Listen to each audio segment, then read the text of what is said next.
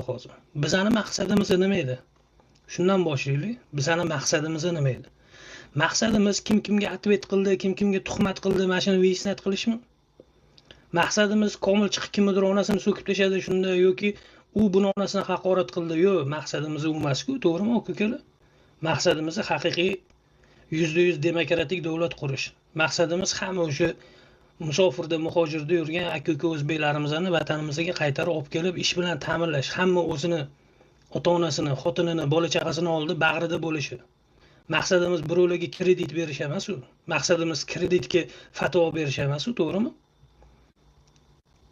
Maqsadimiz xalqimizni qarzga tiqib qo'yib, shtraf qilib tashlash emas u. Odamlarga dron uchirish mumkin emas. Gayiga dron berib qo'yibdi. Mashinada yo'lda ketayotgan joyingizda qarang, endi 60 qo'yib qo'ydi-da, odamlar o'sha shtrafga tushirib charchagandan keyin 60 yuradigan bo'lib qolsa, bular aytayotki, yo'q, bu radargacha 60 yuryapti. Radardan keyin necha yurayotgan ekan deb turib, endi dronlar bilan qo'ylab yurishar ekan, endi necha skorostda yuradi deb. Nazoratni qarang, nazoratni. Amerikada ham yo'q bunaqa dronlar yurib tezlikni tekshiradigan. Amerikada yo'q, Dubayda ham yo'q, ishoning. Dubayda ham yo'q. Bunaqa nima deydi?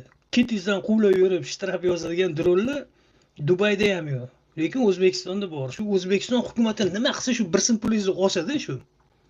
Nima qilsa ham pulingizni oladi. Tug'ilsa ham pul to'laysiz davlatga.